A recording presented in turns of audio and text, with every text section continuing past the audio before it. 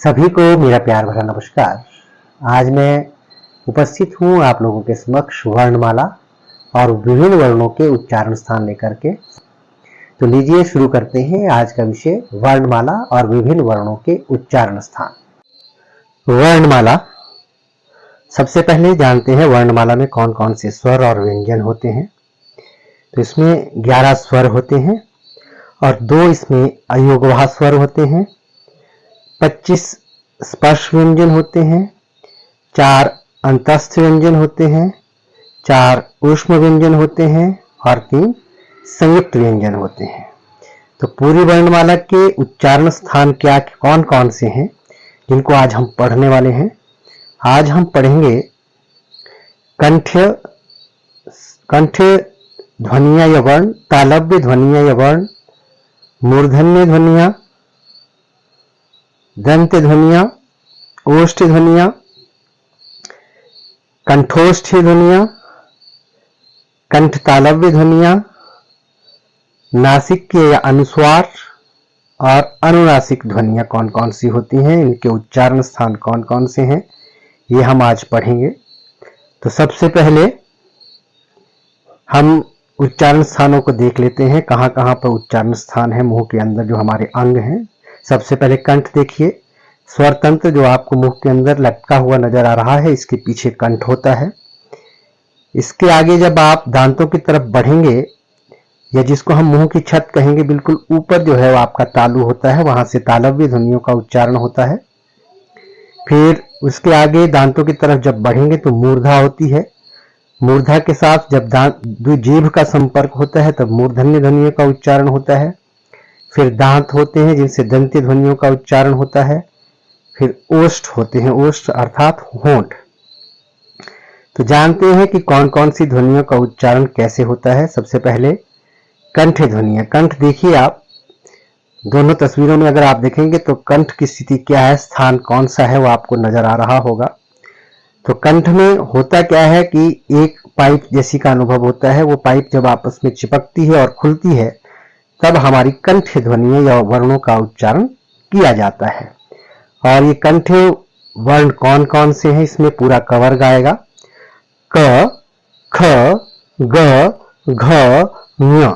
यदि आप उच्चारण मेरे साथ करेंगे तो आप पाएंगे कि कंठ के पास जो है, जो पाइप है, वो पहले चिपकती है फिर खुलती है, तब आपकी कंठ ध्वनियों का उच्चारण होता है। अन्य वर्ण इसमें कौन कौन से होते हैं, 2 स्वर इसमें होंगे, अ और आ, ह और अह जो विसर्ग है, तो ये कंठ ध्वनियां हैं। इसके पश्चात तालव्य ध्वनियां। तालु की स्थिति देखिए कहां पे है, बिल्कुल मुंह की छत बिल्कुल ऊपर आपको तालु देखने को मिलेगा। जब आप कंठ से दांतों की तरफ को आएंगे तो जीभ का संपर्क जब आपका तालु के साथ होता है तब आपकी तालव्य वर्णों का या ध्वनियों का उच्चारण किया जाता है। तालव्य ध्वनियां या वर्ण कौन से हैं, इसमें पूरा च वर्ग आएगा, च, छ, ज, झ, ञ। और साथ ही में इसमें जो अन्य वर्ण होंगे, 2 स्वर इसमें रहेंगे, ई और ई, य और श। इसके पश्चात मूर्धन्य ध्वनि देखिए, जब आप तालु से थोड़ा सा दांतों की तरफ बढ़ेंगे तब मूर्धा आती है और जब जीभ का संपर्क मूर्धा के साथ होता है तब आपकी मूर्धन्य ध्वनियों का उच्चारण किया जाता है। मूर्धन्य ध्वनि देखिए कौन कौन सी हैं। मूर्धन्य ध्वनियों में ट वर्ग आएगा पूरा, जिसमें ट है, ठ है, ड है, ढ है, ण है। अन्य ध्वनियां देखिए इसमें कौन सी हैं, री होगी, र होगा और श होगा। इसके पश्चात दंत्य ध्वनियां। जब जीभ का संपर्क दांत के साथ होता है तब आपकी दंत्य वर्णों या दंत्य ध्वनियों का उच्चारण किया जाता है। दंत्य ध्वनियां कौन कौन सी होंगी, इसमें त वर्ग पूरा आएगा, त, थ, द, ध, न। जीभ का संपर्क दांत के साथ करना पड़ेगा तब आपके त वर्ग का उच्चारण होता है।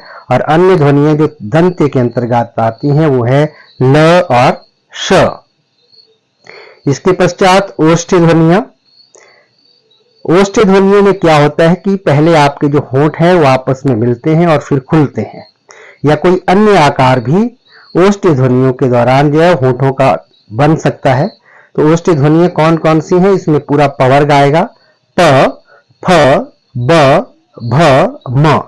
यदि आप उच्चारण करके देखेंगे तो आप खुद महसूस करेंगे कि पहले आपके होंठ मिलते हैं और फिर खुलते हैं। अन्य ध्वनियां जो इसमें आएंगी वो आएगा उ और व। इसके पश्चात कुछ ध्वनियां ऐसी हैं जो दो उच्चारण स्थानों का सहयोग जिसमें लेना पड़ता है। जीभ आपकी दोनों स्थानों पर आपस में मिलती है या संपर्क में आती है, तो वो जो आपकी ध्वनियां हैं जिसमें तालव्य या तालु और कंठ का इस्तेमाल किया जाता है, उनको कंठ तालव्य ध्वनियां कहा जाता है। और इसमें दो स्वर आते हैं, ए और ऐ। इसके पश्चात कुछ ध्वनियां ऐसी हैं जिसमें कंठ और होंठ दोनों का इस्तेमाल किया जाता है, इसलिए इनको कंठोष्ठ्य ध्वनियां कहा जाता है। और कंठोष्ठ्य ध्वनियां या वर्ण जो हैं वो हैं ओ और औ। इसके पश्चात अनुस्वार या नासिक की ध्वनियां। अनुस्वार और नासिक की ध्वनियों में क्या होता है, इसमें मुंह से जो वायु निकलती है वो उसमें अवरोध होता है और जो वायु है आपकी नाक से निकलती है। अर्थात जिसमें मुंह से वायु निकलने पर अवरोध हो लेकिन नासिकाओं से निकलने की छूट हो, वहां पर आपकी जो ध्वनियां होंगी जिनका उच्चारण होगा वो आपके अनुस्वार और नासिक की होंगी। और इसके अंतर्गत जो है वो आपके जितने भी पंचम अक्षर मैंने आपको बताए जो आपकी वर्णमाला में होते हैं स्पर्श व्यंजन के अंतर्गत, जिसकी हम आगे भी चर्चा करेंगे, वो आपके पंचम अक्षर होते हैं। अगर आप देखेंगे ये हैं आपके पंचम अक्षर। इसमें य है, ण है, न है, न है और म है। और ये जो पंचम अक्षर है इसका हिंदी में बहुत कम प्रयोग होता है। इसके स्थान पर बिंदी का इस्तेमाल किया जाता है जिसको हम अनुस्वार कहते हैं। और पहले जो है यह संस्कृत में अभी भी यदि आप देखेंगे जहां पर अनुस्वार ध्वनि होती है उसके बाद जिस वर्ग का व्यंजन होता है उसकी पांचवी ध्वनि का इस्तेमाल अनुस्वार के रूप में किया जाता है। यदि आप यहाँ गंगा में देखेंगे दूसरे शब्द में, तो यहाँ पर जहां पे अनुस्वार ध्वनि आ रही है उसके पश्चात ग है और ग का पंचम अक्षर जो है वो ञ है, इसीलिए यहाँ पर उसका इस्तेमाल किया गया है। और पहले शब्द में अगर आप देखेंगे तो केवल बिंदी या अनुस्वार का इस्तेमाल किया गया है। तो जो अकेली बिंदी होती है जिसको हम अनुस्वार या नासिक की ध्वनि कहते हैं, इसका जब उच्चारण होता है तो जो वायु है वो केवल नाक से निकलती है, इसीलिए इसको नासिक की ध्वनियां इनको कहा जाता है। उसके बाद अनुनासिक ध्वनियां, जिन स्वरों के उच्चारण में मुख के साथ साथ नासिका अर्थात नाक की भी सहायता लेनी पड़ती है, वो आपके अनुनासिक वर्ण या ध्वनियां कहलाते हैं, जिसमें नाक और मुंह दोनों स्थानों से वायु निकलती है।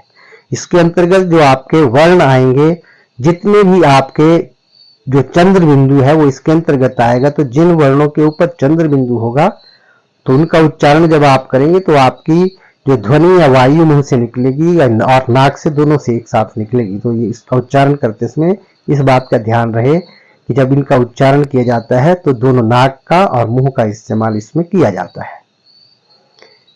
यदि आप इस चार्ट में अगर आप देखेंगे तो अब आपको स्पष्ट हो जाएगा। तो कंठे का देखिए, कंठे का उच्चारण स्थान, कंठे के जो वर्ण है कौन कौन से हैं, इसमें क है, ख है, ग है, घ है और ञ है। ञ जो है ये पंचम अक्षर है जो मैंने आपको पहले बताया, जिसका अनुस्वार के रूप में इस्तेमाल किया जाता था। कंठे के अंतर्गत और कौन कौन सी ध्वनि आती हैं, इसमें स्वर आएंगे 3, अ और आ और अ, और साथ में एक ऊष्म व्यंजन ह आता है।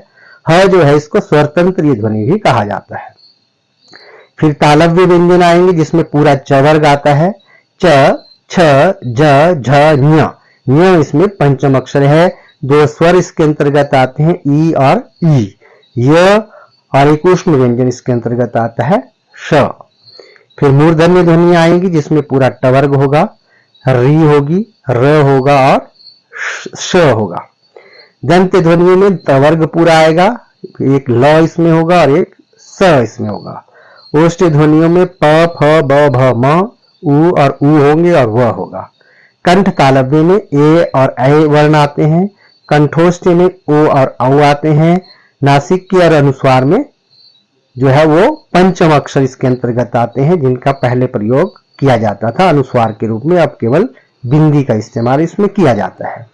और सबसे अंत में अनुनासिक ध्वनि जिसमें नासिका और मुख दोनों का इस्तेमाल होता है, इसके अंतर्गत चंद्र बिंदु वाले वर्ण आएंगे। उम्मीद करता हूं आज का मेरा ये वीडियो आपको पसंद आया होगा।